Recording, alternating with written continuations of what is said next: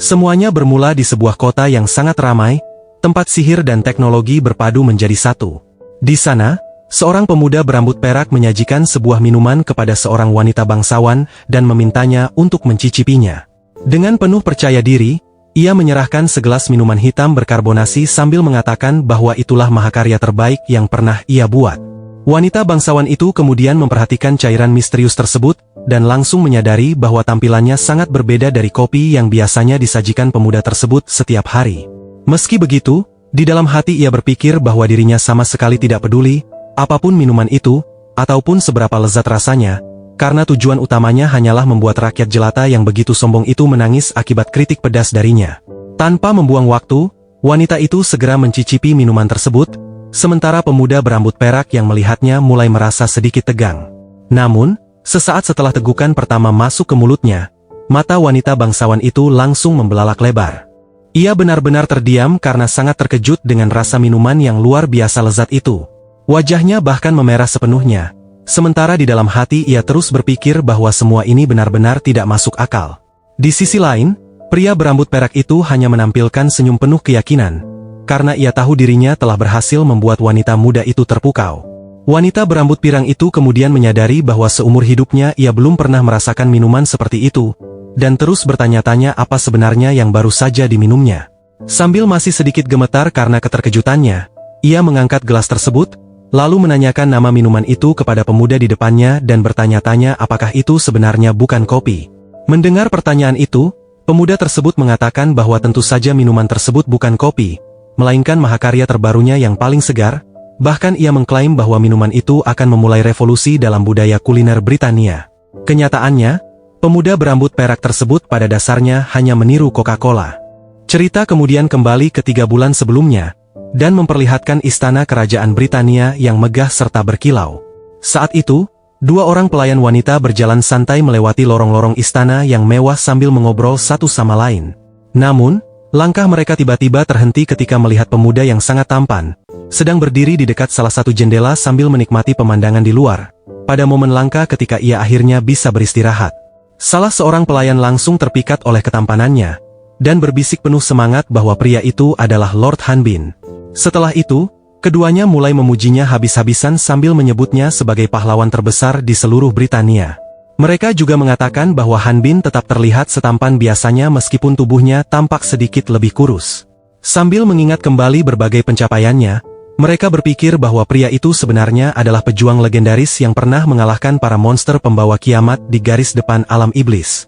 Bukan hanya memiliki kekuatan tempur yang luar biasa, Hanbin juga dikenal sebagai seorang alkemis jenius yang berhasil menguasai teknik legendaris penciptaan materi. Selain itu, ia juga merupakan seorang penemu berbakat, perencana kota yang luar biasa, sekaligus ahli hukum yang menulis ulang berbagai undang-undang kerajaan yang selama ini bermasalah. Pada akhirnya, kedua pelayan itu menyimpulkan bahwa seluruh kedamaian dan kemakmuran Britania berasal dari tangan Hanbin, sehingga mereka pun terus bertanya-tanya, bagaimana mungkin ada seseorang yang bisa sesempurna dirinya. Tidak lama kemudian, seseorang tiba-tiba muncul sambil mengenakan monokelnya dan bercanda bahwa Hanbin bahkan pernah terpilih sebagai pria lajang paling diidamkan oleh para pelayan yang sedang tidak memiliki pekerjaan. Namun, setelah melihat tatapan serius wanita itu, kedua pelayan itu langsung meminta maaf dan buru-buru melarikan diri. Setelah itu, wanita tersebut menghampiri Hanbin dan mengatakan bahwa berhasil memikat hati begitu banyak orang terdengar seperti sebuah skema piramida. Ia kemudian memperkenalkan dirinya secara resmi sebagai Lily Fontaine, sekretaris kelas 4 yang siap menyampaikan laporan kepada Menteri Dalam Negeri. Mendengar hal itu, Hanbin langsung merasakan hawa dingin menjalar ke seluruh tubuhnya. Ia pun teringat bahwa dirinya menerima jabatan berat tersebut tidak lama setelah berhasil menyelamatkan Britania. Semua orang memang mengenalnya sebagai pahlawan yang telah menyelamatkan kerajaan. Tetapi sebenarnya ada satu rahasia besar yang sama sekali tidak diketahui siapapun. Kenyataannya, Hanbin dulunya hanyalah warga Korea biasa di era modern, yang bekerja sebagai peneliti pengembangan makanan, sebelum tiba-tiba terlempar ke dunia fantasi ini dan harus melewati berbagai cobaan mengerikan hanya demi bertahan hidup. Kini ia merasa telah tinggal begitu lama hingga dunia itu sudah terasa seperti rumahnya sendiri, tetapi di dalam hati ia berpikir bahwa dirinya pantas mendapatkan waktu istirahat setelah mendedikasikan hidupnya sepenuhnya demi kerajaan. Karena itu, Ia bertekad menggunakan permohonan cuti selama 1 minggu untuk pergi berlibur dan menikmati waktunya sendiri demi mengejar tujuan pribadinya. Kembali ke kenyataan, Lily menyerahkan secangkir kopi sambil meminta Hanbin meminumnya sembari mereka membahas jadwal pekerjaan hari itu. Hanbin pun menatap cangkir hangat tersebut dengan ekspresi tegang, hingga keringat dingin mulai mengalir di wajahnya. Melihat reaksinya, Lily bertanya apakah ada yang salah dengan kopinya, dan Hanbin segera mengucapkan bahwa itu bukan sama sekali yang ia maksud. Lalu ia mengucapkan terima kasih. Kemudian, Lily langsung membuka daftar jadwal, dan dengan tenang mengatakan bahwa permohonan cutinya telah ditolak. Mendengar kabar itu, Hanbin begitu terkejut, hingga memuntahkan seluruh kopi yang sedang diminumnya. Ia kemudian mempertanyakan atas dasar wewenang apa, Lily berani menolak permintaannya. Tetapi Lily dengan tenang mengatakan bahwa dirinya memiliki wewenang yang cukup untuk melakukannya. Bahkan sambil sedikit tersipu, ia mengatakan bahwa dirinya adalah orang yang menghabiskan setiap malam bersama Hanbin. Namun, Hanbin langsung membalas di dalam hati bahwa yang dimaksud Lily hanyalah lembur bekerja setiap malam. Merasa khawatir, Hanbin berpikir mengenai kemungkinan munculnya rumor di dalam istana, tetapi Lily mengatakan bahwa ia tidak perlu mengkhawatirkan hal itu. Bahkan di dalam hayalannya, ia membayangkan apabila rumor tersebut membuat Hanbin gagal menikah dan menjadi bujangan seumur hidup, maka ia akan tetap berada di sisinya. Lily bahkan membayangkan mereka berdua akan menua bersama sambil bergandengan tangan hingga akhir hayat. Sementara itu, Hanbin hanya bisa terdiam sepenuhnya karena sangat terkejut mendengar semua itu. Setelah beberapa saat, Hanbin kembali berusaha meyakinkan Lily dengan mengingatkan bahwa dirinya telah mengabdikan hidup kepada kerajaan selama bertahun-tahun dan hanya meminta cuti selama 1 minggu. Mendengar permintaan itu, Lily mulai menjelaskan bahwa semakin keras mereka bekerja, maka semakin makmur pula kerajaan Britania. Menurutnya, apabila Hanbin mengambil cuti selama 1 minggu, maka perkembangan seluruh kerajaan juga akan melambat selama 1 minggu. Setelah menyampaikan penjelasan tersebut, Lily bertanya apakah Hanbin memahami maksudnya.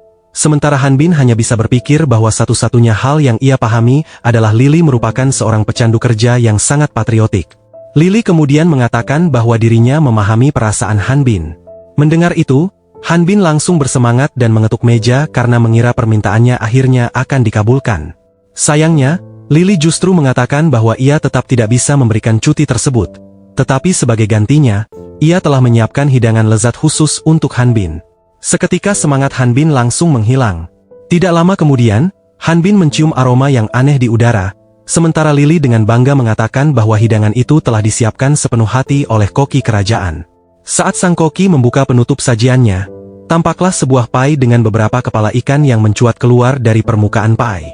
Hanbin pun langsung menatap makanan aneh itu dengan wajah penuh kengerian, bahkan salah satu kepala ikan seolah sedang menatap balik ke arahnya. Setelah terlempar ke dunia fantasi, ternyata nasibnya hanyalah bekerja tanpa henti sambil dipaksa memakan makanan mengerikan seperti itu. Karena tidak sanggup mempercayai kenyataan tersebut, Hanbin pun jatuh dalam keputusasaan dan menangis melihat hidangan yang menurutnya merupakan bencana kuliner. Setelah itu, Lily meninggalkan ruangan sambil mengucapkan selamat tinggal kepada sang koki. Di luar ruangan, ia mengembuskan napas lega dan berpikir bahwa semua yang baru saja terjadi hanyalah lelucon kecil. Karena sebenarnya permohonan cuti Hanbin sudah ia setujui sejak awal. Bahkan Lily juga telah mengambil cuti pada waktu yang sama agar bisa bepergian bersama Hanbin.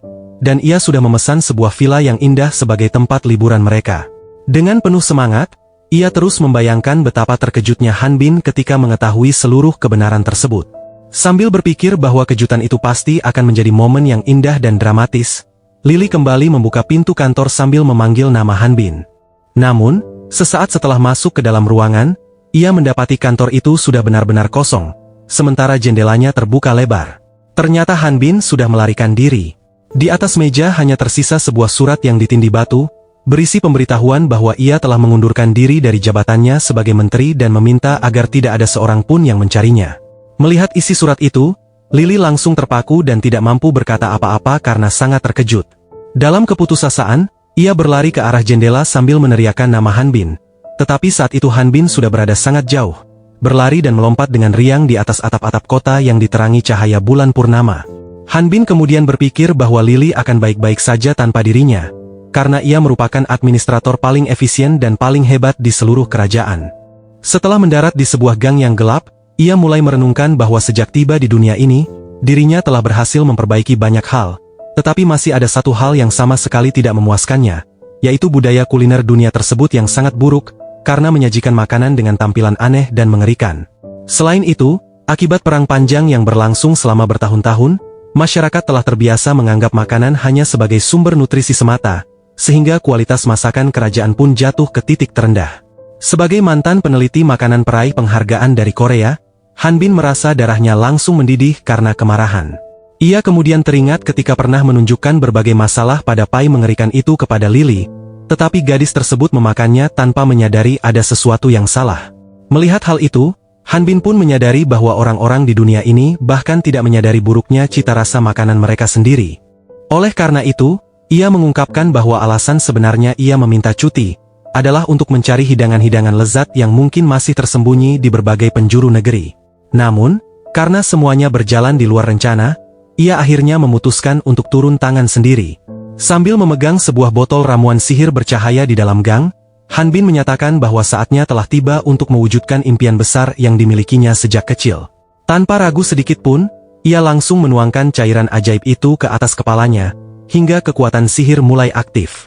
Seketika tubuh Han Bin memancarkan cahaya berwarna-warni yang sangat terang, sementara sihir tersebut perlahan mengubah penampilan fisiknya. Setelah beberapa saat, cahaya itu mulai memudar dan memperlihatkan rambutnya yang kini berubah sepenuhnya menjadi perak.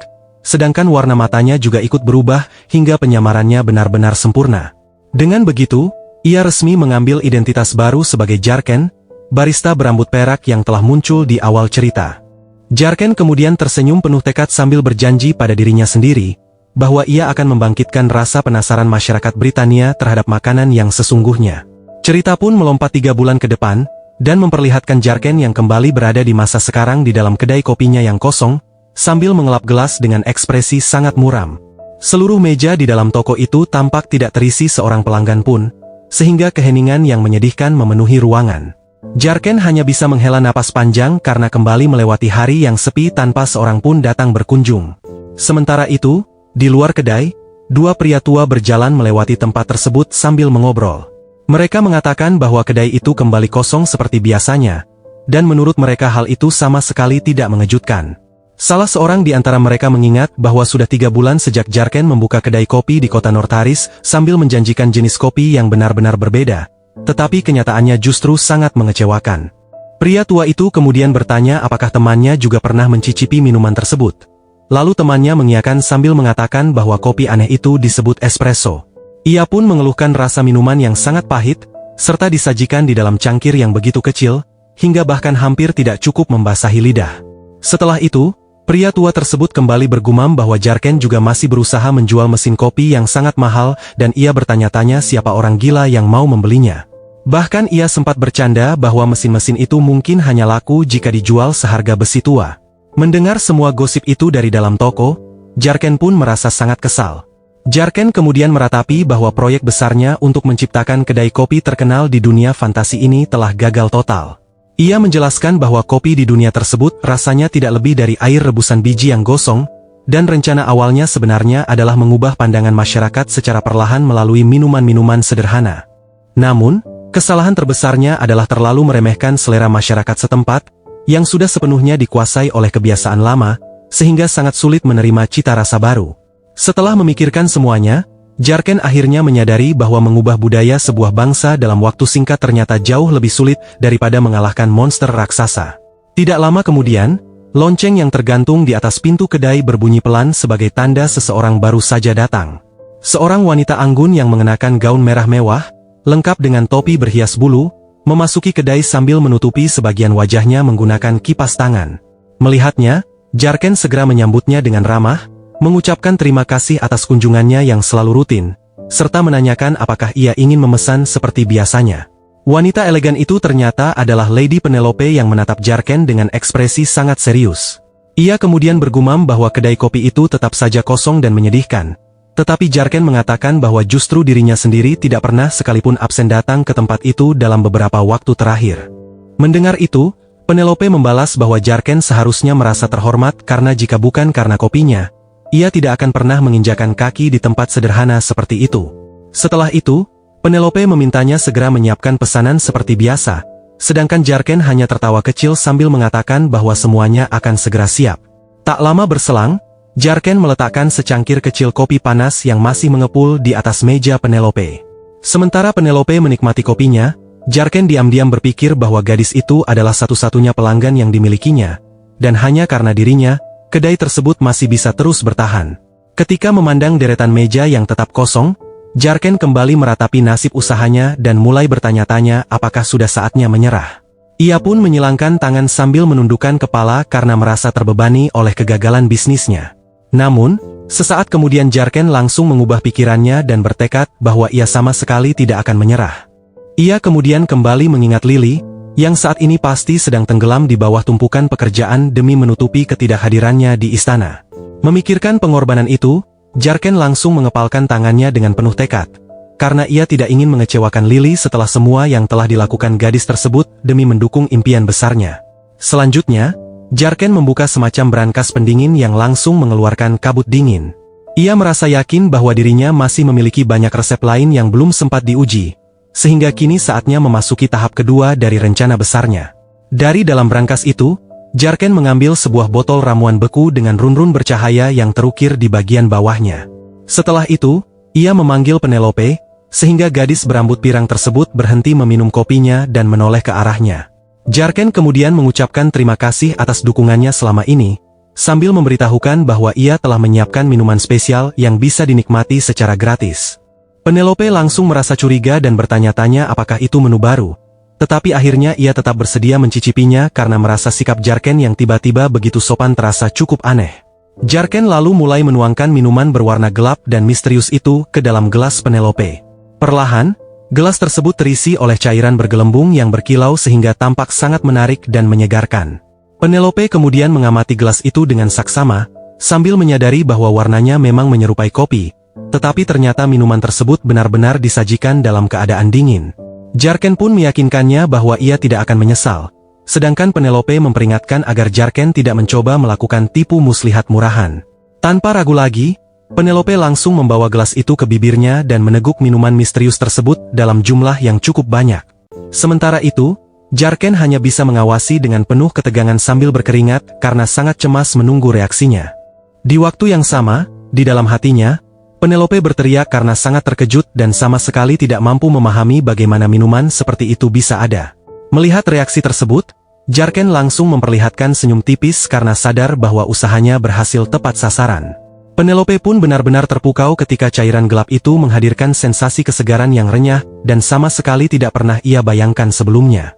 Ia merasakan gelembung-gelembung kecil meledak di dalam mulutnya, meninggalkan sentuhan lembut vanila yang kemudian disusul gelombang kesegaran yang mengalir turun melewati tenggorokannya. Sebagai penutup pengalaman luar biasa itu, ia juga merasakan sentuhan lembut lemon yang membuatnya tanpa sadar menghela napas penuh kepuasan. Melihat reaksinya, Jarken mengatakan bahwa dari ekspresi tersebut, tampaknya minuman itu berhasil memikat hati Penelope hingga gadis itu menjadi sedikit malu.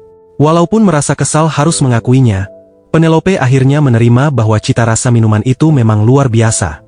Sambil mengangkat gelas ajaib tersebut, Penelope berpikir bahwa tanpa diragukan lagi itulah minuman paling misterius dan paling luar biasa yang pernah ia cicipi sepanjang hidupnya. Sensasi yang ia rasakan bahkan seolah-olah sedang meminum langit malam yang dipenuhi bintang-bintang manis. Di sisi lain, ketika melihat mata Penelope yang berbinar, Jarken benar-benar yakin bahwa rencananya telah berhasil dengan sempurna. Ia juga merasa sangat bahagia karena akhirnya mampu menghidupkan kembali cita rasa yang begitu berkesan dari kehidupan masa lalunya. Kemudian, Penelope bertanya dengan penuh rasa penasaran karena minuman itu jelas bukan kopi, lalu ia ingin mengetahui nama minuman tersebut. Mendengar pertanyaan itu, Jarken menjawab bahwa nama keajaiban tersebut adalah cola. Setelah mengatakannya, Jarken semakin yakin bahwa minuman itu akan menjadi kesuksesan besar di seluruh kerajaan. Ia pun teringat bahwa di bumi, minuman tersebut terjual hingga miliaran porsi setiap hari di ratusan negara, dan hanya air putih yang mampu menyaingi popularitasnya. Cola berhasil memikat hati manusia dari berbagai penjuru dunia, tanpa memandang ideologi politik apapun. Bahkan, minuman itu telah berhenti menjadi sekadar minuman biasa dan mulai menentukan tren global bagi satu generasi. Sambil meletakkan satu jari di depan bibirnya dengan senyum misterius, Jarken pun mendefinisikan cola sebagai ratu sejati dari daya tarik populer. Beberapa saat kemudian, Penelope memperkenalkan dirinya sebagai putri ketiga dari keluarga bangsawan Rosemore yang telah memerintah Northaris selama beberapa generasi. Ia mengetahui bahwa sebagai seorang bangsawan, sebenarnya tidak pantas baginya sering datang ke kawasan perdagangan sederhana seperti itu. Namun, ia mengakui bahwa selama 3 bulan terakhir, dirinya diam-diam terus mengunjungi gang tersebut karena satu-satunya alasan adalah sebuah tempat bernama Jarken Variety Shop. Ia kemudian mengenang bahwa pertama kali memasuki toko itu hanya karena rasa penasaran, tetapi tanpa diduga justru menemukan kopi yang luar biasa lezat. Penelope benar-benar terpikat oleh kopi pekat dalam cangkir kecil bernama espresso yang sangat berbeda dari semua kopi yang pernah ia minum. Meskipun pada awalnya terasa pahit, ia justru menyukai cita rasa pekat yang muncul setelahnya. Namun, Penelope juga mengungkapkan bahwa sebenarnya masih ada alasan yang jauh lebih besar di balik kunjungannya setiap hari, yaitu pemilik toko itu sendiri, Jarken. Ia kemudian mengenang saat Jarken pernah memuji namanya sambil memberikan senyum yang tulus sehingga membuat dirinya langsung tersipu malu. Jarken bahkan sempat menggoda Penelope dengan mengatakan agar ia tidak terus memasang wajah cemberut, karena kebiasaan itu hanya akan membuat kerutan muncul di wajah cantiknya. Setelah itu, Jarken dengan senang hati mengungkapkan rasa terima kasih atas tip yang begitu besar yang diterimanya hari itu, lalu berharap bisa bertemu lagi dengannya pada keesokan harinya. Mendengar ucapan tersebut, Penelope kemudian bertanya dengan nada penasaran mengenai kesan apa yang dimiliki Jarken setiap kali memandang dirinya. Jarken pun terdiam sejenak sambil berpikir, sebelum akhirnya menampilkan senyum menawan dan mengatakan bahwa Penelope mengingatkannya pada sekuntum mawar yang sangat indah, sehingga pujian itu justru membuat gadis bangsawan tersebut terkejut. Namun, sesaat kemudian Penelope mulai gemetar karena menahan rasa malu sekaligus kesal, sambil berpikir sudah berapa lama pegawai biasa itu akan terus berbicara begitu santai kepadanya. Sambil menyesap kopinya, ia kembali mengingat bahwa alasan keduanya datang setiap hari ke kedai itu adalah untuk menegaskan wibawa seorang bangsawan kepada Jarken. Di dalam benaknya, seorang penguasa sejati tidak pernah memaksa orang lain untuk menunduk, melainkan memperoleh rasa hormat secara alami melalui kewibawaan dan karisma. Karena itulah, ia merasa memperkenalkan nama keluarganya sendiri merupakan tindakan yang terlalu vulgar, sehingga ia lebih memilih membiarkan Jarken menyadari sendiri status bangsawannya hanya dengan melihat sikap anggun yang dimilikinya. Tak lama kemudian, Penelope kembali larut dalam lamunannya sambil membayangkan Jarken akan sangat terkejut dan segera meminta maaf karena tidak menyadari bahwa dirinya berasal dari keluarga bangsawan terkemuka. Ia bahkan membayangkan Jarken berlutut di lantai sambil memohon ampun atas penghinaan besar yang tanpa sengaja telah dilakukannya. Sambil memperlihatkan senyum tipis dan kembali menyesap kopinya, Penelope berpikir bahwa membayangkan reaksi putus asa seperti itu merupakan setengah dari kesenangan yang ia rasakan. Akan tetapi, lamunan indah itu langsung buyar, ketika Jarken tiba-tiba bertanya mengapa Penelope selalu berpakaian begitu mewah dan tidak nyaman hanya untuk datang ke sebuah kedai kopi. Mendengar pertanyaan yang begitu tulus itu, pikirannya seolah dihantam ledakan besar, hingga seluruh hayalan mengenai keunggulannya runtuh dalam sekejap. Beberapa waktu kemudian, Penelope terlihat sedang berendam santai di dalam bak mandi mewah di kediamannya sambil terus memikirkan kejadian tersebut. Dengan penuh kekesalan, ia bertanya-tanya dalam hati apakah sebenarnya pria itu sudah mengetahui seluruh kebenaran dan hanya berpura-pura bodoh untuk mempermainkannya. Karena frustrasi telah dipermainkan oleh seorang pedagang biasa, ia menggigit jemarinya sendiri sambil bersumpah tidak akan membiarkan masalah itu berlalu begitu saja. Beberapa saat kemudian, sambil memandang kota dari balik jendelanya, Penelope akhirnya memutuskan bahwa ia tidak akan menggunakan kekuasaan politiknya untuk menghukum Jarken, melainkan akan mengalahkannya melalui bidang yang sama. Meskipun mengakui bahwa kopi buatan Jarken memang sangat lezat, ia tetap berpikir bahwa menjual minuman yang sama setiap hari selama berbulan-bulan merupakan kegagalan besar dalam dunia bisnis. Oleh sebab itu, ia berencana melontarkan kritik yang begitu tajam dan tanpa ampun pada hari berikutnya, hingga membuat Jarken menangis karena menyesali kesalahannya. Sayangnya, seluruh rencana itu langsung hancur berantakan begitu Penelope mencicipi minuman berkarbonasi baru yang dibuat oleh Jarken. Kembali ke masa sekarang, ia dengan malu-malu meminta nama minuman tersebut, lalu Jarken dengan tenang mengatakan bahwa minuman itu bernama cola. Penelope pun mengulang nama minuman itu dengan tatapan kosong, sambil memandangi gelas di tangannya yang telah benar-benar kosong. Sesaat kemudian, Penelope berusaha mengatakan sesuatu dengan canggung hingga menarik perhatian Jarken yang kemudian bertanya dengan sopan apa yang diinginkannya. Dengan wajah yang memerah karena malu, Penelope akhirnya mengesampingkan harga dirinya dan dengan pelan meminta segelas lagi minuman tersebut. Melihat pelanggannya akhirnya menyerah, Jarken memperlihatkan senyum kemenangan yang sangat puas dari balik meja kasir. lalu dengan ramah mengulurkan tangannya sambil mengatakan bahwa Penelope boleh menikmati sebanyak apapun gelas yang diinginkannya. Malam harinya, setelah toko benar-benar tutup, Jarken mulai merenungkan seluruh kejadian hari itu. Ia benar-benar terkesan dengan kekuatan Kola, karena menurutnya sangat sulit dipercaya seorang gadis bangsawan seperti Penelope sampai meminta 5 kali isi ulang secara berturut-turut. Sementara itu, di luar toko Penelope terus bergumam pelan mengulang nama minuman tersebut sepanjang perjalanan menuju keretanya, sehingga kusir dan kepala pelayannya hanya bisa saling memandang dengan bingung. Melihat reaksi seperti itu, Jarken semakin yakin bahwa cita rasa Kola mampu memikat siapapun, sehingga ia mulai berpikir bahwa penyebaran minuman tersebut akan membawa sebuah revolusi besar. Namun, ia juga menyadari bahwa hal itu belum bisa dilakukan sekarang karena persediaannya sama sekali tidak cukup untuk memenuhi kebutuhan seluruh kerajaan Britania. Kola yang diminum Penelope sebenarnya diciptakan menggunakan kemampuan alkimia rahasia miliknya yang disebut meter kreasi. Masalah terbesarnya adalah katalis yang diperlukan untuk mengaktifkan sihir tersebut memiliki harga yang sangat mahal, sedangkan setiap kali digunakan hanya mampu menghasilkan 6 botol kecil Kola. Karena proses penciptaan itu melibatkan manipulasi ruang dan waktu, biaya produksinya menjadi sangat tinggi hingga meskipun dijual dengan harga fantastis, ia tetap tidak akan memperoleh keuntungan. Menyadari bahwa semua orang pasti akan menyukai minuman tersebut, Jarken pun berpikir bahwa ia hanya perlu menemukan cara lain untuk memproduksinya tanpa harus bergantung pada sihir mahal itu. Oleh karena itu, ia memutuskan memanfaatkan seluruh pengalaman yang pernah diperolehnya ketika bekerja di industri makanan pada kehidupan sebelumnya. Rencananya adalah menggabungkan pengetahuan ilmiah modern yang dimilikinya dengan kemampuan alkimia yang telah ia kuasai di dunia fantasi ini, sehingga ia dapat memproduksi kola murah menggunakan bahan-bahan lokal dan memangkas biaya produksi secara drastis. Dengan penuh semangat, Jarken meregangkan tubuhnya di dalam laboratorium, lalu memutuskan bahwa langkah pertama misinya adalah mengumpulkan seluruh bahan baku yang diperlukan. Kemudian, cerita berpindah menuju benua selatan, tepatnya ke wilayah tropis Protektorat Solterra. Di tengah hutan lebat yang dikelilingi rawa penuh buaya, berdiri markas rahasia kartel Montagra. Pemimpin tempat itu, seorang pria bertubuh kekar yang mengenakan kemeja bermotif bunga, bertanya apakah orang di hadapannya adalah klien aneh yang sengaja datang untuk bernegosiasi langsung dengan perusahaan mereka. Di hadapannya berdiri Jarken yang menyamar menggunakan jubah ungu dan topeng kelinci putih, sementara di sekelilingnya telah berkumpul para anak buah kartel. Sambil menyesap minuman dari cangkir emasnya, sang bos bernama Ropo merasa heran karena tamu misterius itu rela datang dari tempat yang sangat jauh menuju hutan berbahaya, hanya demi mencari bahan-bahan biasa dengan mengenakan topeng kelinci. Mendengar itu, Jarken hanya memperlihatkan senyum misterius yang penuh percaya diri.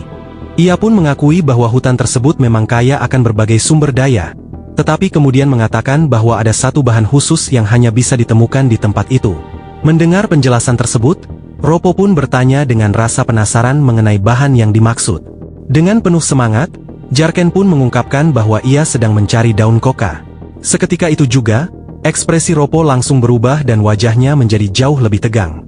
Setelah kembali menyesap minumannya, Ropo mengatakan bahwa menyebut tanaman itu sebagai bahan baku terdengar sangat aneh, tetapi ia tidak peduli akan digunakan untuk apa. Sesudah itu, ia mengulurkan tangan yang dihiasi gelang mutiara sambil meminta Jarken menyebutkan harga yang sanggup dibayarnya.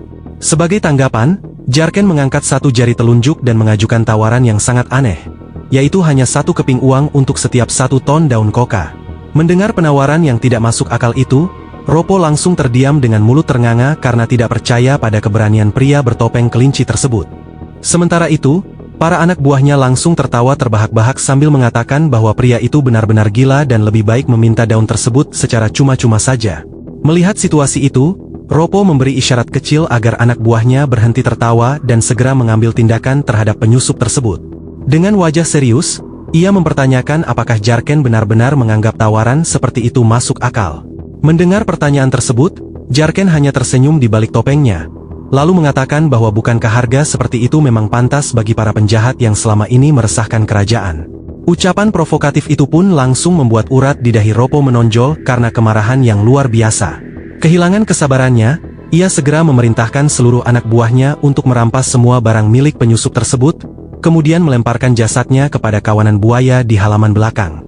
Salah seorang anak buahnya pun langsung mencabut pedangnya sambil menyeringai, dan mengatakan bahwa buaya-buaya milik bos mereka akhir-akhir ini sedang mengalami masalah pada nafsu makan. Setelah itu, Pria tersebut melompat ke arah Jarken dengan pedang terangkat tinggi sambil berniat mencincangnya menjadi potongan-potongan kecil agar lebih mudah dimakan para reptil. Namun, Jarken bergerak dengan kecepatan yang luar biasa, dan dalam sepersekian detik berhasil mengalahkan lawannya melalui satu serangan yang sangat presisi. Menyaksikan anak buahnya tumbang seketika, Ropo langsung membelalakan mata karena syok dan tidak percaya. Saat itulah ia mulai menyadari dengan ketakutan bahwa penyusup bertopeng kelinci tersebut sama sekali bukan bangsawan manja seperti yang sebelumnya ia bayangkan.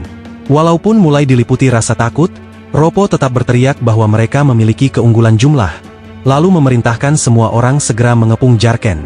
Menghadapi situasi itu, Jarken tetap tenang sambil menyilangkan kedua tangannya, kemudian mengaktifkan sihir meter kreasi melalui sebuah kristal kecil yang bersinar. Setelah itu, ia menggabungkan sihir penciptaannya dengan elemen gravitasi, hingga energi hijau yang sangat kuat mulai memancar dari kedua tangannya. Sambil mengangkat satu tangan, ia melepaskan kekuatan sihir luar biasa yang perlahan memengaruhi seluruh area markas kartel. Cahaya hijau terang kemudian menyelimuti rumah kayu besar milik kartel, hingga membentuk sebuah penghalang energi, sementara kekuatan gravitasi terus meluas dan menutupi seluruh kawasan tersebut dengan penghalang bercahaya berwarna hijau.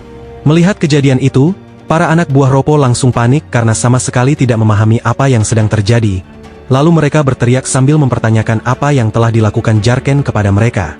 Tidak lama kemudian, tubuh para penjahat mulai melayang tanpa kendali, sedangkan botol-botol dan berbagai benda di sekitar mereka ikut terangkat dari tanah. Dengan sangat mudah, Jarken mengendalikan gravitasi hingga seluruh anak buah Ropo tergantung terbalik di udara. Mereka pun menjerit ketakutan ketika menyadari bahwa tubuh mereka sudah tidak dapat digerakkan lagi. Ternyata, tanpa disadari oleh siapapun, seluruh rumah besar beserta batu tempat bangunan itu berdiri tercabut dari tanah dan mulai melayang di langit. Melihat semua itu, Ropo yang sudah dipenuhi rasa takut hingga bercucuran keringat dingin, segera memohon agar Jarken menghentikan semuanya sambil bertanya mengapa ia melakukan tindakan tersebut. Jarken kemudian melayang mendekati Ropo, lalu menjelaskan bahwa ia membutuhkan daun koka untuk mengekstrak bahan utama demi menciptakan kembali resep sempurnanya. Mendengar penjelasan itu, Ropo yang masih kebingungan tergagap sambil bertanya resep seperti apa yang membutuhkan bahan tersebut. Sebagai balasan, Jarken hanya meletakkan jari telunjuknya di depan bibir topengnya sambil memperlihatkan senyum misterius, lalu mengatakan bahwa hal itu merupakan sebuah rahasia. Sementara itu, di kota Nortaris, Penelope akhirnya kembali muncul dengan penampilan yang sangat anggun saat berjalan menuju variety shop milik Jarken. Namun, sesampainya di sana Penelope justru mendapati sebuah papan besar tergantung di pintu masuk yang mengumumkan bahwa tempat itu tutup karena liburan. Melihat hal tersebut, wanita bangsawan muda itu langsung membeku di tengah jalan dengan aura gelap yang dipenuhi kekecewaan dan amarah menyelimutinya. Ia pun panik sambil mengeluh karena merasa sudah menempuh perjalanan sejauh ini dengan sia-sia. Lalu bertanya-tanya kemana pria itu menghilang dan apakah hari ini ia harus melewatkan kola kesayangannya. Sambil menyilangkan kedua tangannya, Penelope kemudian berpikir bahwa ia sama sekali tidak akan memaafkan Jarken apabila pria itu pergi untuk melakukan sesuatu yang tidak ada hubungannya dengan kola. Sementara itu, kembali ke tengah hutan, Jarken yang masih mengenakan topeng terus membuat Ropo melayang sambil mempertahankan bola energi gravitasi di tangannya. Kemudian, dengan satu perintah darinya, rumah besar yang melayang itu mulai meluncur deras kembali menuju dasar hutan. Rumah kayu raksasa tersebut jatuh dengan kecepatan tinggi diselimuti energi hijau, dan segera menghantam kawah tempat asalnya. Akibat benturan itu, para anak buah Ropo menjerit kesakitan ketika bangunan tersebut menghantam tanah dengan sangat keras, hingga memunculkan ledakan besar yang mengguncang kawasan sekitar serta mengangkat debu dan puing-puing ke seluruh penjuru hutan tropis. Dari atas sebuah tebing, Jarken mengamati kehancuran markas itu dengan tenang sambil menunggu debu perlahan menghilang. Setelah beberapa saat, ia berjalan mendekati para anak buah yang masih hidup dan sudah diikat, lalu mengatakan bahwa kejadian tersebut seharusnya menjadi peringatan bagi mereka, sekaligus menyuruh mereka bersyukur karena nyawa mereka masih dibiarkan tetap utuh. Namun, beberapa saat kemudian Jarken menyadari ada sesuatu yang terasa janggal, sehingga ia menoleh dengan bingung sambil bergumam pelan. Ketika kembali memperhatikan para penjahat yang diikat di pohon, ia menyadari bahwa pemimpin mereka, Ropo, ternyata tidak berada di sana.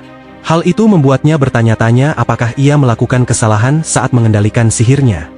Karena penasaran, ia mengintip ke balik pepohonan dan akhirnya menemukan Ropo yang ternyata sedang melarikan diri dengan putus asa layaknya seekor tikus. Di sisi lain, Ropo berlari secepat mungkin sambil mengeluh bahwa tindakannya bukanlah pengecut. melainkan strategi bertahan hidup yang sangat penting. Dari kejauhan, Jarken memperhatikan pelariannya sambil berpikir bahwa pria itu sempat terlihat begitu tangguh, tetapi pada akhirnya malah memilih kabur.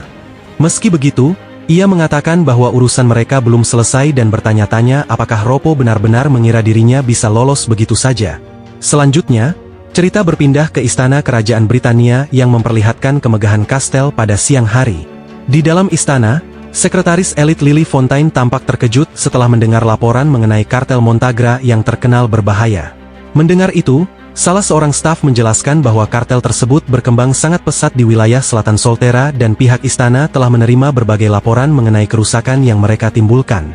Ia kemudian memperlihatkan foto Ropo di dalam berkas sambil mengatakan bahwa pria itu adalah seorang ksatria kelas 5 yang sangat brutal, dan bahkan berhasil mengalahkan pasukan yang dikirim untuk membasminya. Mendengar penjelasan itu, Lily mengatakan bahwa kekalahan pasukan tersebut memang dapat dimengerti, karena kekuatan tempur seorang ksatria kelas 5 setara dengan sebuah tank militer. Sementara itu, kembali di tengah hutan, ledakan energi besar menghantam tanah tepat di samping Ropo, hingga membuat bos kartel itu terpental sambil menjerit ketakutan. Saat mendongak, ia melihat Jarken melayang dengan tenang di udara, dan langsung menyadari bahwa kekuatan penghancur pria bertopeng itu jauh melampaui sebuah tank militer. Di saat yang sama, staf istana kembali menjelaskan bahwa mengirim pasukan ke dalam hutan akan sangat berbahaya, karena seorang petarung sekelas itu dapat memicu perang gerilya. Bersamaan dengan itu, Ropo kembali dihantam hembusan angin dan gravitasi yang begitu kuat, hingga membuatnya sama sekali tidak mampu bernapas. Sebelum akhirnya tubuhnya dibanting keras ke tanah oleh tekanan gravitasi sambil menjerit putus asa. Mendengar laporan selanjutnya, Lily mengetahui adanya kemungkinan Kekaisaran Algand berada di balik para penjahat tersebut. Namun, staf tadi mengatakan bahwa mereka memang mencurigakan, tetapi tidak ditemukan bukti yang kuat. Lily pun mengatakan bahwa mereka harus bertindak dengan sangat hati-hati agar tidak menimbulkan masalah. Ia juga menjelaskan bahwa wilayah Solterra berbatasan langsung dengan wilayah musuh, sehingga pergerakan militer yang gegabah dapat melanggar perjanjian damai dan memicu krisis diplomatik. Sementara pihak istana sibuk membahas persoalan diplomasi, Ropo justru sedang tertimbun pepohonan yang tumbang di tengah hutan sambil berteriak meminta tolong. Di sisi lain, staf itu kemudian memperingatkan bahwa mengabaikan kartel tersebut bisa membuat mereka kehilangan kendali atas Solterra, yang hal itu akan menimbulkan masalah yang jauh lebih besar. Namun, Lily memutuskan bahwa untuk sementara mereka hanya akan memantau situasi. Sebelum pergi, staf itu mengucapkan salam perpisahan sambil memanggil Lily sebagai Menteri Dalam Negeri. Mendengar sapaan itu, Lily segera mengoreksinya dan mengatakan bahwa dirinya hanyalah menteri sementara. Ia kemudian menjelaskan bahwa tugasnya hanya menjaga posisi tersebut, serta mengurus seluruh administrasi hingga Lord Hanbin kembali. Setelah mendengar penjelasan itu, staf tersebut membungkuk hormat, meminta maaf, lalu meninggalkan ruang rapat dengan tenang.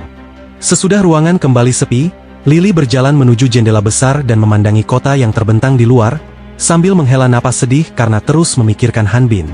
Pandangannya kemudian tertuju pada kursi kosong milik pria itu. Lalu ia berpikir bahwa seandainya Hanbin berada di sana, pasti ia sudah mengetahui apa yang harus dilakukan.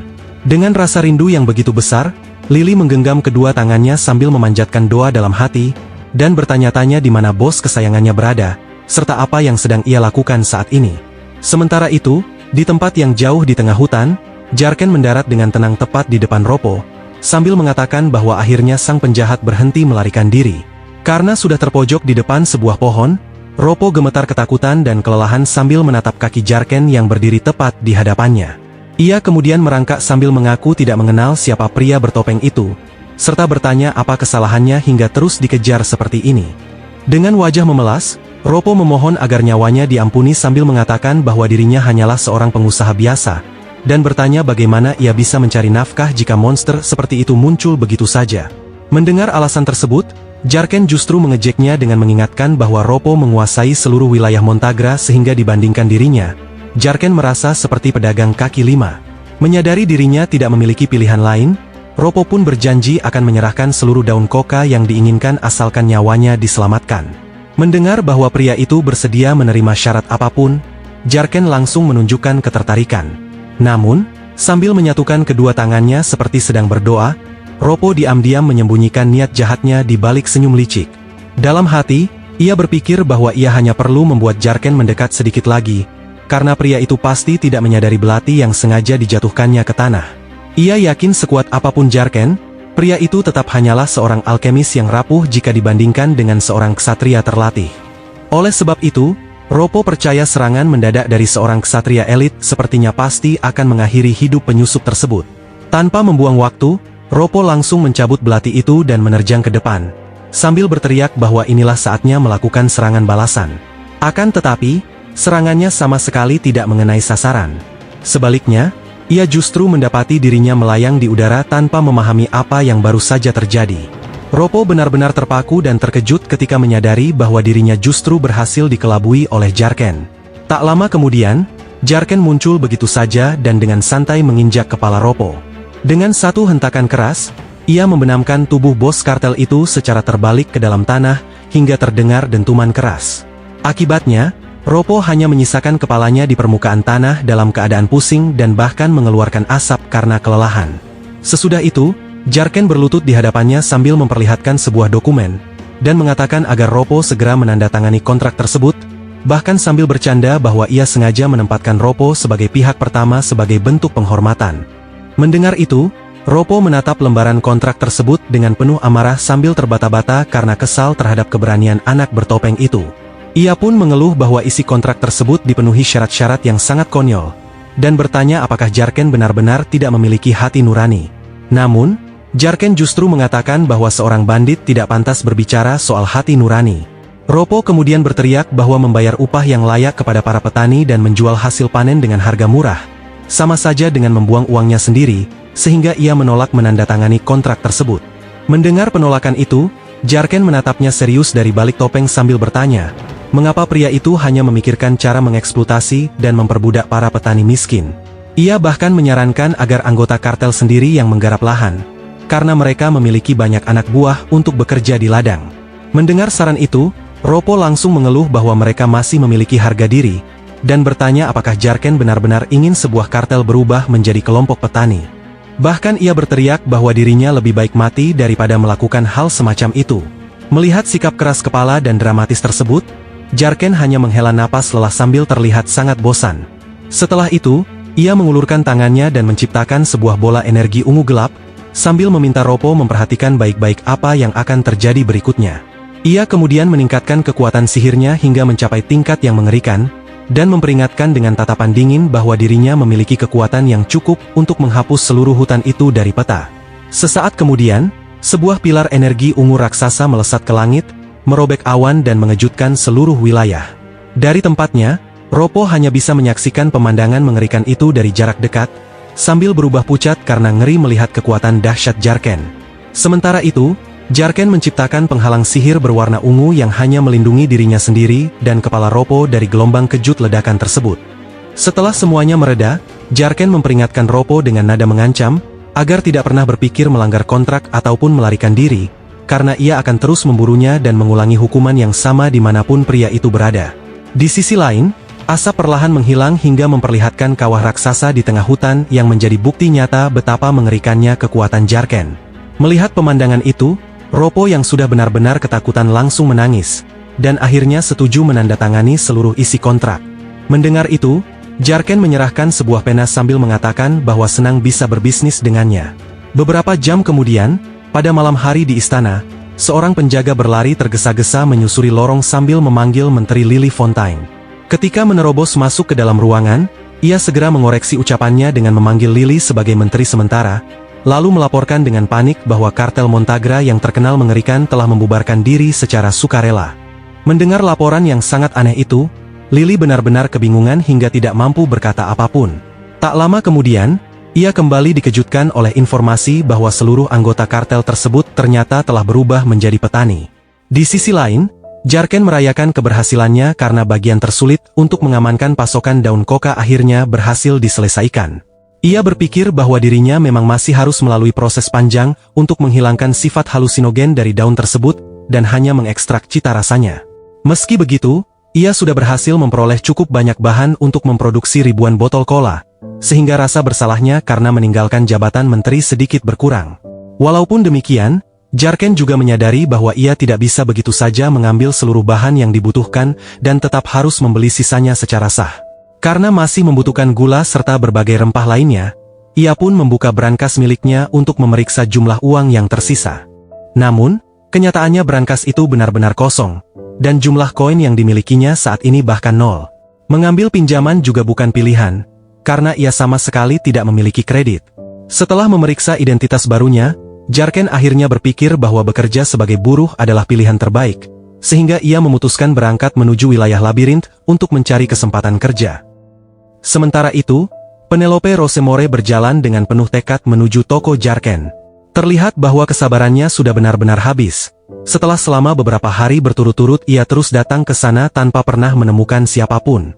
Di sepanjang perjalanan, ia terus menggerutu sambil berpikir apa sebenarnya yang begitu istimewa dari kola itu, lalu mengeluhkan Jarken yang seolah mengabaikan satu-satunya pelanggan setia yang dimilikinya. Tak lama kemudian, sebuah dugaan tiba-tiba muncul di benaknya. Ia mulai berpikir bahwa mungkin saja Jarken telah melarikan diri dari kota di tengah malam untuk menghindarinya. Penelope kemudian mengingat bahwa selama ini ia tidak pernah melihat pelanggan lain datang ke toko tersebut, sehingga bagi seorang pedagang yang usahanya sepi dan bahkan menunggak uang sewa, kabur dari kota memang terdengar masuk akal. Memikirkan kemungkinan itu membuat Penelope langsung panik, karena jika Jarken benar-benar pergi, ia tidak akan pernah bisa lagi menikmati cola dan kopi favoritnya. Ia pun berpikir bahwa seharusnya pria itu mengatakan saja jika sedang mengalami kesulitan, karena sebagai putri dari seorang count yang berpengaruh, ia sebenarnya bisa saja meminjamkan uang untuk membayar sewa toko tersebut. Namun sesaat kemudian, Penelope baru menyadari bahwa Jarken sama sekali tidak mengetahui identitas aslinya. Ia pun menyesali karena tidak mengatakannya sejak awal, tepat ketika Jarken keluar dari toko sambil membawa ransel perjalanan yang sangat besar. Penelope langsung terkejut saat menoleh ke samping, dan melihat sosok Jarken berjalan melewatinya dengan tenang, lengkap dengan seluruh perlengkapan perjalanan yang menandakan bahwa ia siap berangkat. Seketika Penelope merasa sangat kesal karena ternyata pria itu bukan melarikan diri pada malam hari, melainkan hendak kabur begitu saja di siang bolong. Melihat Penelope di sana, Jarken pun segera menyapanya dengan ramah, tetapi Penelope segera menyuruhnya menurunkan ransel tersebut, sambil berteriak dengan marah bahwa ia sama sekali tidak boleh pergi sebelum mengantarkan cola miliknya. Melihat amarah Penelope, Jarken kemudian menyuguhkan secangkir kopi hangat untuk menenangkan suasana. Setelah beberapa saat, Penelope akhirnya berhasil menenangkan diri dan mengatakan bahwa ia memahami kondisi Jarken yang benar-benar kehabisan stok sekaligus bahan baku. Sementara Penelope memegang cangkir kopi itu, Jarken hanya bisa berdiri dengan ekspresi canggung mendengarkan semua keluhannya. Penelope lalu menghabiskan kopinya hanya dalam satu tegukan, kemudian mempertanyakan mengapa ia harus menunggu selama itu. Mendengar ucapan tersebut, Jarken mulai bertanya-tanya apakah Penelope benar-benar datang ke sana setiap hari. Namun Penelope dengan cepat membantah sambil mengatakan bahwa ia sama sekali tidak melakukan hal seperti itu, dan tidak pernah menunggu Jarken, sehingga pria itu justru semakin bingung melihat sikapnya yang begitu penuh permusuhan. Tidak lama kemudian, Penelope bertanya kemana Jarken akan mencari bahan-bahan yang dibutuhkan jika ia bahkan tidak memiliki uang lagi. Mendengar pertanyaan itu, Jarken menjelaskan bahwa ia berencana mencarinya langsung di dalam labirin. Penelope langsung menganggap Jarken sudah kehilangan akal sehat, lalu bertanya apakah ia benar-benar mengetahui di lantai berapa rempah-rempah tersebut berada. Sebagai jawaban, Jarken hanya memperlihatkan senyum penuh percaya diri sambil mengatakan bahwa sebagian besar rempah yang dibutuhkannya bisa ditemukan dengan mudah di lantai 4 labirin. Penelope pun mengakui bahwa riset Jarken memang cukup baik, tetapi ia tetap memperingatkan bahwa sedikit pengetahuan justru bisa sangat berbahaya, meskipun kondisi labirin kini jauh lebih aman dibandingkan sebelumnya. Ia kemudian menjelaskan bahwa keamanan itu hanya berlaku bagi para petualang, sedangkan seorang pedagang biasa yang masuk sendirian tetap berada dalam bahaya yang mengancam nyawa. Selain itu, mulai dari lantai 4 dan seterusnya, setiap orang wajib memiliki izin masuk yang diterbitkan oleh guild atau serikat pedagang, bahkan secara khusus dibutuhkan izin peringkat perak atau yang lebih tinggi agar bisa melewati area tersebut. Penelope juga mengatakan bahwa proses penyelamatan warga sipil sangat rumit. Mendengar semua penjelasan itu, Jarken tampak cukup terkejut dengan banyaknya birokrasi di daerah tersebut. Ia pun bertanya-tanya mengapa berburu monster saja membutuhkan izin, hingga Penelope akhirnya menyadari bahwa pria itu benar-benar tidak mengetahui apapun mengenai aturan tersebut. Ia kemudian menjelaskan bahwa pada masa lalu, orang-orang bahkan dibayar dengan uang dalam jumlah besar untuk memasuki labirin, tetapi keadaan sekarang sudah berubah. Namun tanpa diduga, Penelope tiba-tiba mendapatkan sebuah ide. Ia mulai berpikir bahwa situasi ini bisa menjadi kesempatan yang sangat baik baginya, untuk membantu Jarken mengumpulkan seluruh bahan yang dibutuhkan demi memproduksi cola kesayangannya. Menurutnya, hal itu akan menjadi alasan yang sempurna sekaligus adil untuk menuntut agar Jarken segera menyajikan minuman tersebut kepadanya, sekaligus kesempatan terbaik untuk memperlihatkan seluruh kemampuannya kepada pria yang tampaknya tidak mengetahui apapun. Setelah berdeham pelan, Penelope mulai menjelaskan bahwa izin peringkat perak atau lebih tinggi hanya diberikan kepada petualang yang benar-benar berpengalaman. Ia juga menambahkan bahwa dalam beberapa kondisi tertentu, para bangsawan bisa memperoleh izin tersebut sebagai hak istimewa. Setelah itu, Penelope dengan bangga mengumumkan bahwa dirinya memiliki izin yang memberikan begitu banyak keuntungan eksklusif di dalam labirin. Ia kemudian memperlihatkan bahwa izin yang dimilikinya bukanlah izin perak biasa, melainkan izin zamrud yang memungkinkannya membawa hingga 3 orang pendamping. Melihat benda tersebut, Jarken tampak sangat terkesan oleh kilaunya. Penelope pun merasa bangga sambil berpikir apakah akhirnya pria itu menyadari siapa dirinya yang sebenarnya. Jarken kemudian mengakui bahwa ia sama sekali tidak menyangka Penelope memiliki sesuatu yang begitu luar biasa, bahkan mulai memanggil namanya dengan penuh hormat. Setelah itu, ia memuji Penelope dengan mengatakan bahwa gadis itu pasti seorang petualang yang sangat hebat.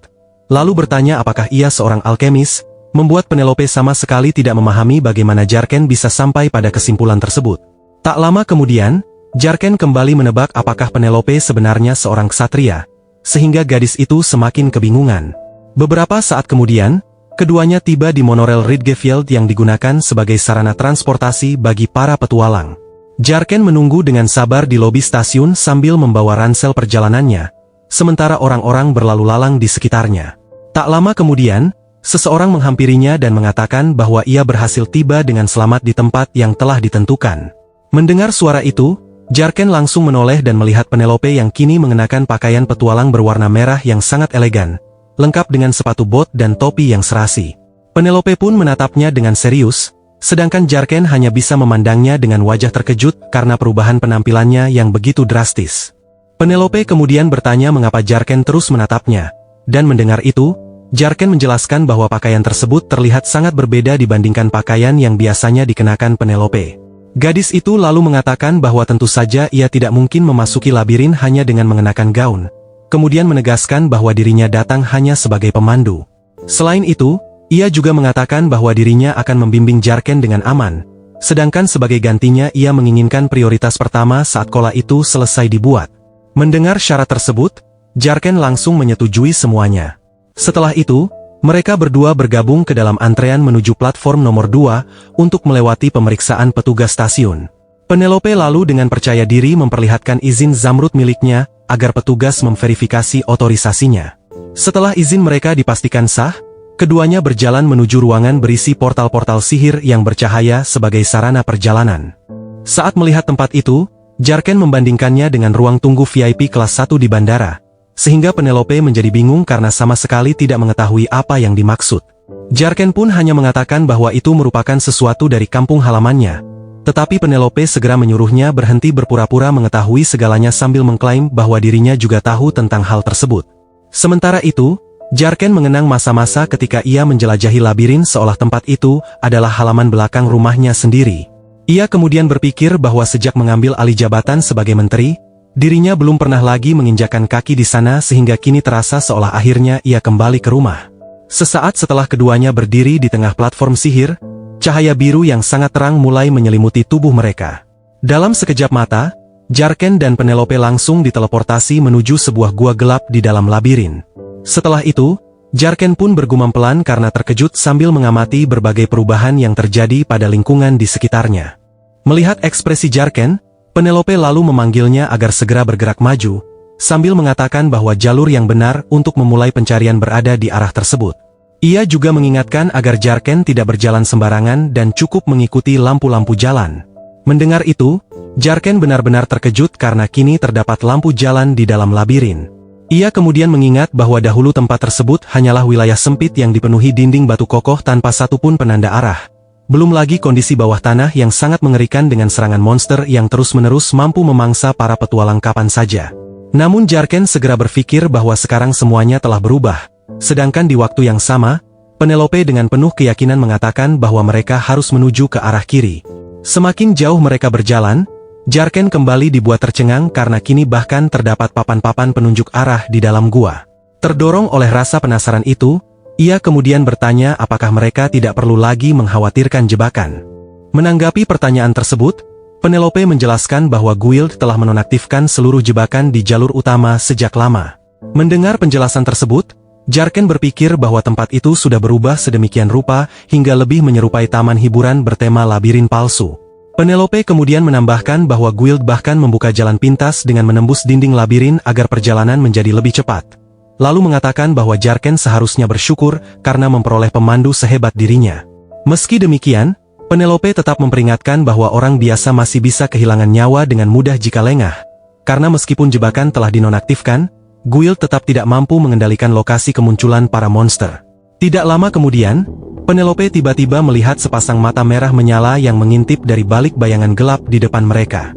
Detik berikutnya, sesosok monster ungu yang melayang di langit-langit gua dengan deretan gigi tajam segera memperlihatkan dirinya, siap menyerang mereka berdua. Melihat itu, Penelope langsung mengambil posisi sambil menggenggam beberapa botol ramuan alkimia, dan mengatakan bahwa inilah bahaya yang baru saja ia bicarakan. Dalam sekejap, monster parasit mengerikan itu melesat ke arah mereka dengan kecepatan tinggi, diselimuti kabut ungu yang pekat. Saat monster itu benar-benar mendekat, Penelope tanpa sadar menelan ludah karena baru kali itu ia menghadapi monster sungguhan secara langsung. Ia teringat isi buku panduan bergambar yang menjelaskan bahwa spesies parasit tersebut sebenarnya lemah jika sendirian dan hanya memiliki kekuatan setara anjing liar. Namun meskipun telah membaca banyak informasi mengenai monster itu, kenyataannya ini adalah pertama kalinya ia benar-benar berhadapan dengannya. Penelope kemudian mengingat bahwa selama ini ia hanya beberapa kali memasuki labirin, dan selalu dikawal para petualang profesional tanpa pernah bertarung sendiri. Menyadari kenyataan tersebut, ia mulai merasa gugup, tetapi segera memutuskan bahwa apapun yang terjadi, Jarken tidak boleh mengetahui bahwa dirinya sebenarnya tidak pandai bertarung.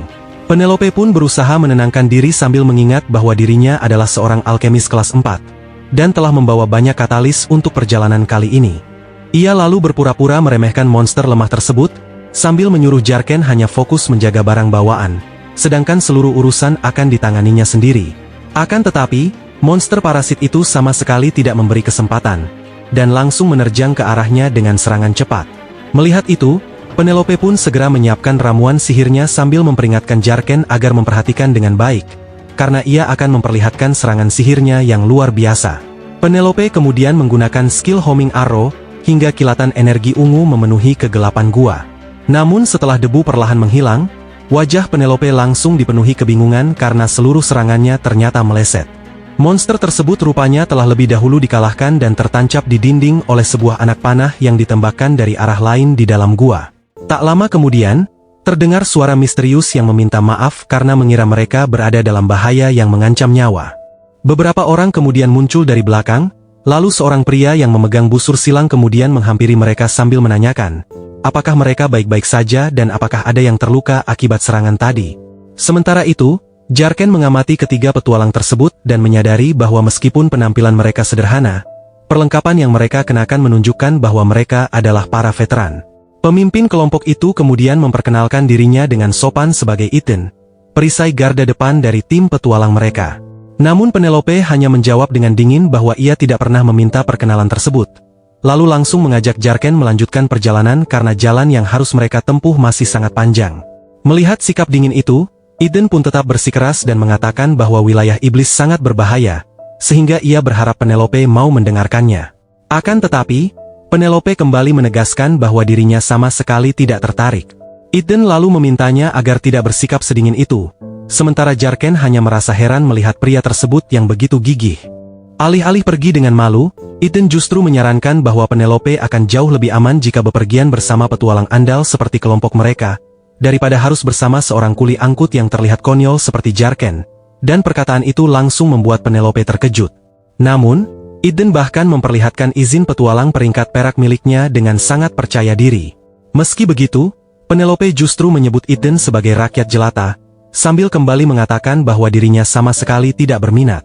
Ethan jelas langsung terkejut mendengar dirinya dipanggil seperti itu, sedangkan Penelope dengan kesal mengatakan bahwa mereka tidak membutuhkan bantuan menyedihkan semacam itu. Kesabarannya akhirnya benar-benar habis hingga ia menyuruh Ethan segera pergi dari hadapannya. sembari memperlihatkan wajah yang sepenuhnya dipenuhi akan amarah. Sang petualang tampak terkejut oleh reaksi tersebut, sementara Jarken hanya tertawa kecil dengan gugup melihat suasana yang menjadi canggung. Pada akhirnya, Eden pun memilih mundur sambil mengatakan bahwa ia hanya berniat memberikan tawaran yang baik, kemudian secara sarkastis mendoakan perjalanan mereka berjalan lancar. Dari kejauhan, Jarken memperhatikan kelompok petualang itu berjalan pergi tanpa menyadari bahwa mereka diam-diam berencana mengikuti dirinya dan Penelope. Setelah suasana kembali tenang, Jarken dengan lembut mengatakan bahwa mungkin Penelope telah mengusir mereka dengan cara yang sedikit terlalu kasar. Ia juga mengingatkan bahwa memang tidak semua petualang memiliki niat baik, tetapi tetap tidak perlu mencari musuh tanpa alasan yang jelas. Mendengar itu, Penelope langsung menginjak kaki Jarken dengan keras agar pria itu berhenti berbicara. Ia kemudian mengeluhkan bagaimana mungkin nasihat seperti itu keluar dari seseorang yang baru saja dihina secara terang-terangan, bahkan mempertanyakan apakah Jarken sama sekali tidak memiliki harga diri setelah disebut sebagai orang bodoh. Mendengar ucapan tersebut, Jarken bertanya apakah Penelope marah karena penghinaan yang ditujukan kepadanya, lalu mengucapkan terima kasih atas perhatian gadis itu. Namun Penelope segera membantah dan mengatakan bahwa ia hanya kesal karena pria aneh yang tidak menyenangkan itu berusaha memanfaatkan mereka. Setelah itu, keduanya kembali melanjutkan perjalanan dalam keheningan sambil menyeberangi sebuah jembatan batu besar yang membentang di atas aliran air biru bercahaya. Setelah berjalan cukup lama, akhirnya mereka tiba di sebuah papan penunjuk arah yang menunjukkan jalan menuju lantai 3. Kemudian, Jarken memeriksa jam tangan yang melingkar di pergelangan tangannya, dan terkejut karena waktu telah berlalu begitu cepat hingga tanpa disadari hari sudah berganti malam. Melihat keadaan itu, Jarken mengatakan bahwa saat itu sudah lewat tengah malam, dan menyarankan agar mereka berkemah untuk beristirahat malam ini, sementara perjalanan menuju lantai 4 akan dilanjutkan keesokan harinya. Mendengar hal itu, Penelope bertanya apakah mereka benar-benar akan beristirahat di tempat tersebut dan ingin mengetahui apakah ada tempat perlindungan di sekitar sana. Namun, Jarken menjelaskan bahwa tempat perlindungan terdekat masih berjarak sekitar 2 jam perjalanan. Setelah itu, ia meminta Penelope duduk di atas sebuah batu untuk beristirahat, sementara dirinya mengurus seluruh persiapan perkemahan malam itu. Penelope pun diam-diam menyetujui usulan tersebut, membuat Jarken menyadari betapa mengejutkannya gadis itu yang kali ini bersikap sangat kooperatif. Dalam hati, Jarken mengaku sempat mengira bahwa Penelope akan terus mengeluh karena harus tidur di atas tanah yang keras dan di tempat terbuka. Akan tetapi, kenyataannya gadis itu hanya duduk diam di atas batu sambil memeluk kedua lututnya dengan raut wajah murung. Penelope terus menatap tanah dan mulai berpikir bahwa semua kesulitan yang mereka alami sepenuhnya merupakan kesalahannya sendiri. Ia menyesali keputusannya yang terus berputar-putar mencari monster hanya demi memamerkan kemampuannya, karena jika tidak melakukan hal itu, mereka pasti sudah tiba di tempat perlindungan sejak tadi. Selain itu, karena ini adalah pertama kalinya ia berkemah di alam liar, Penelope merasa khawatir punggungnya akan terasa sakit akibat tidur di atas tanah yang keras. Ia juga menyadari bahwa mereka seharusnya bergantian berjaga sepanjang malam. Rasa bersalah pun semakin memenuhi hatinya karena telah menyeret Jarken ke dalam semua kesulitan itu, hanya demi meminum sebotol soda sederhana. Penelope lalu membayangkan apa yang akan dikatakan keluarganya apabila mengetahui semua kejadian tersebut, hingga akhirnya ia teringat sebuah nasihat penting dari ayahnya. Ayahnya pernah mengajarkan bahwa para pelayan memang ditugaskan untuk melayani kaum bangsawan, tetapi apabila penderitaan para pelayan disebabkan oleh kebodohan bangsawan itu sendiri, maka sang bangsawanlah yang harus memikul tanggung jawabnya. Selain itu, ayahnya juga menjelaskan bahwa memberikan hadiah atau penghargaan kepada bawahan merupakan kewajiban seorang bangsawan sebagai bentuk balasan atas kerja keras mereka. Setelah mengingat ajaran itu, Penelope pun memutuskan akan memberikan hadiah yang pantas kepada Jarken sebagai penghargaan atas semua usahanya. Namun, sebelum sempat melanjutkan pikirannya, Jarken memanggilnya.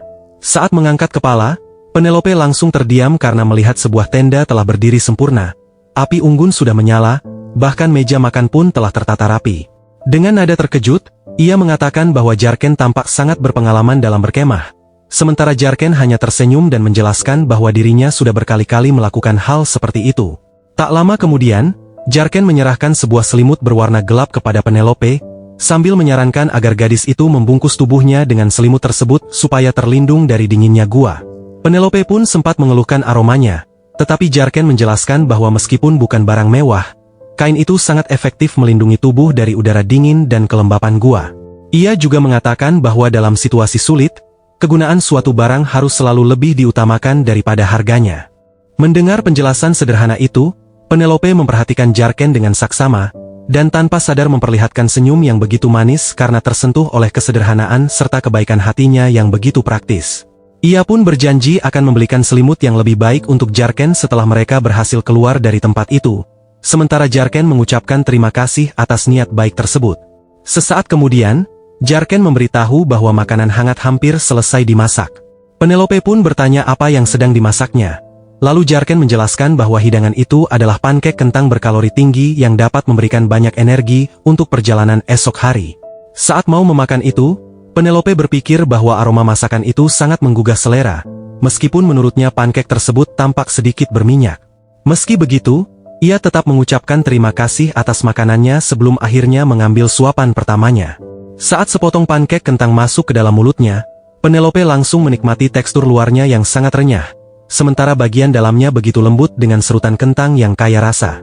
Ia benar-benar menikmati setiap gigitannya dan mulai bertanya-tanya apakah hidangan lezat itu benar-benar dibuat dari kentang hambar yang selama ini dikenalnya. Tak lama kemudian, ia juga menyadari bahwa setelah rasa kentang memenuhi mulutnya, muncul aroma lembut dari rempah-rempah pilihan yang membuat cita rasanya semakin nikmat. Karena kelezatannya, Penelope tidak mampu berhenti makan. Melihat hal itu, Jarken menyodorkan secangkir teh hangat sebagai pelengkap hidangan tersebut. Penelope pun kemudian bertanya sihir apa yang digunakan pada kentang itu. Tetapi Jarken menjelaskan bahwa dirinya hanya menggorengnya menggunakan campuran sederhana antara lemak babi dan mentega. Penelope pun terkejut karena rahasianya ternyata sesederhana itu. Sementara Jarken hanya tersenyum dan mengatakan bahwa rahasia sebenarnya hanyalah menggunakan mentega berkualitas baik. Walaupun berusaha bersikap tenang dengan mengatakan bahwa makanan itu lumayan enak, ekspresi Penelope sama sekali tidak mampu menyembunyikan betapa ia sangat menyukainya. Melihat raut wajah itu, Jarken langsung memahami bahwa hidangan tersebut akan menjadi sempurna apabila ditemani segelas kola dingin. Beberapa saat kemudian, tidak ada lagi makanan yang tersisa di dalam wajan, sementara seluruh piring telah kosong dan bersih. Setelah itu, Penelope masuk ke dalam tenda yang telah didirikan Jarken, lalu langsung berbaring dan tertidur dengan sangat nyenyak. Melihat Penelope langsung tertidur karena terlalu kenyang, Jarken menyimpulkan bahwa rencana berjaga secara bergantian sudah tidak mungkin dilakukan. Walaupun sebelumnya Penelope meminta agar dibangunkan 3 jam kemudian, Jarken sama sekali tidak berniat melakukannya karena mengetahui perjalanan itu pasti sangat melelahkan bagi gadis tersebut. Ia pun berpikir bahwa Penelope ikut datang sebagian besar karena sifat keras kepalanya sendiri, sehingga akhirnya memutuskan untuk berjaga sendirian sepanjang malam. Setelah menuangkan sedikit lagi teh panas ke dalam cangkirnya, Jarken meminumnya dengan tenang sambil memandangi api unggun yang terus menyala. Ia bergumam bahwa menikmati secangkir teh di dalam labirin ternyata memiliki pesonanya sendiri. Namun, beberapa saat kemudian, ia justru mengundang orang-orang yang sejak tadi bersembunyi di balik bayangan untuk mendekat. Jarken mengatakan bahwa dirinya sudah mengetahui mereka terus mengikuti sejak tadi, lalu mempersilakan mereka keluar dari kegelapan dan menghangatkan tubuh di dekat api unggun.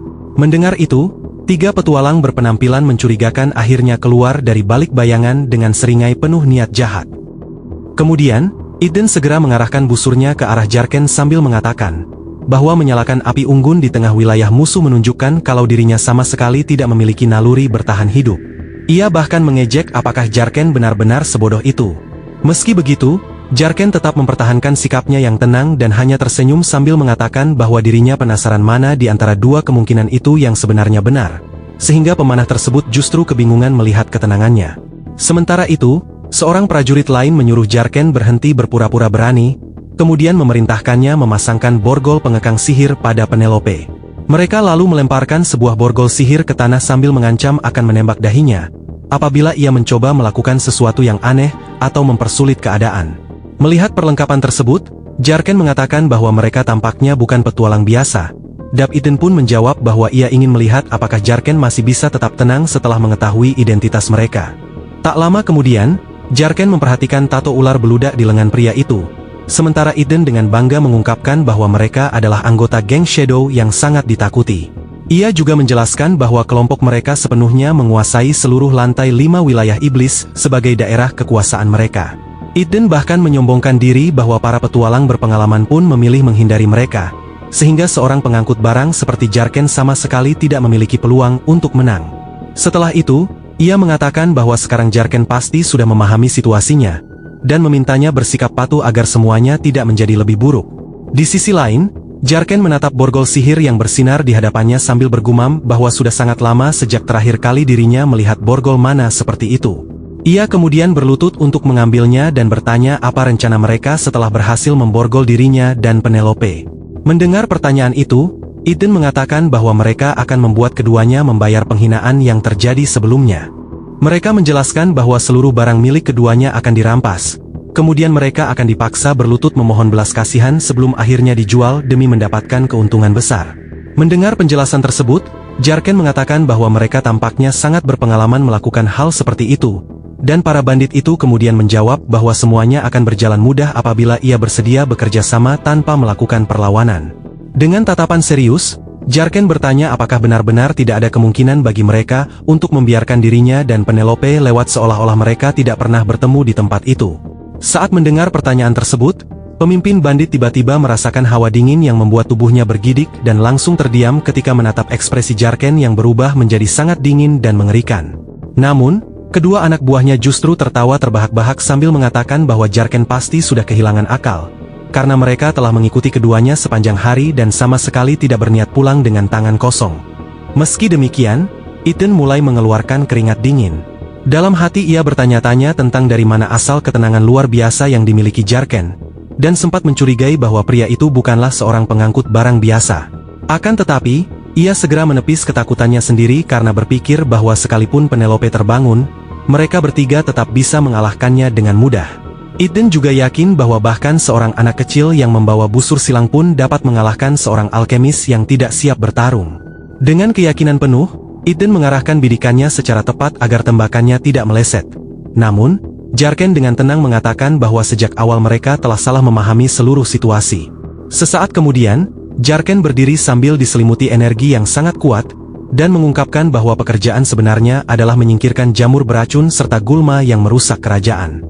Dengan tatapan gelap yang begitu mengerikan, ia menyatakan dengan penuh ketegasan bahwa pada kenyataannya dirinya hanyalah seorang tukang kebun. Melihat perubahan itu, Eden langsung panik karena kehadiran serta aura Jarken berubah sepenuhnya hanya dalam sekejap. Dengan senyum yang mengerikan, Jarken kemudian mengatakan bahwa ketiga orang di hadapannya tidak lebih dari gulma yang harus ia bersihkan.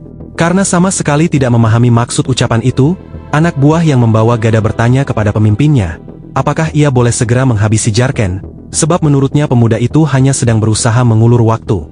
Namun, dalam sekejap mata, borgol sihir yang tadi berada di tangan Jarken melesat dengan kecepatan luar biasa, dan langsung mengunci mulut pria bergada itu dengan sangat kuat. Akibat benturan tersebut, pria itu terjatuh ke tanah dalam keadaan terluka dan berdarah, sementara Jarken dengan tenang meminta maaf kepada dua bandit lainnya, sambil mengejek bahwa dirinya begitu ketakutan hingga kedua kakinya gemetar dan tangannya tanpa sengaja terpeleset saat melempar borgol itu. Melihat rekannya terluka, Eden segera melepaskan rentetan anak panah menggunakan busur silangnya. Pada saat yang sama, penyihir kelompok itu juga murka, lalu membuka kitab sihirnya untuk memanggil dan meluncurkan beberapa bola api yang membara ke arah Jarken. Akan tetapi, Jarken hanya berdiri santai, bahkan seolah tidak ingin menghindari seluruh anak panah dan bola api tersebut. Namun, ia segera menciptakan penghalang sihir kecil berwarna ungu, yang dengan mudah memblokir sekaligus meniadakan semua serangan yang mengarah kepadanya. Melihat seluruh sihir mereka dipatahkan semudah itu, kedua penjahat tersebut membelalakan mata dengan penuh ketidakpercayaan. Sementara itu, Jarken hanya berkomentar mengenai ketidaksabaran mereka, kemudian membuka tas perjalanan ajaibnya untuk mengambil salah satu artefak miliknya yang sangat kuat. Saat resleting tas itu dibuka, sebuah celah berwarna ungu gelap langsung terbuka dan memperlihatkan cahaya jingga mengerikan yang berasal dari dalamnya. Jarken kemudian menjanjikan hadiah berupa makanan manis kepada makhluk sihir yang mulai terbangun dari dalam tas tersebut agar membantunya bertarung.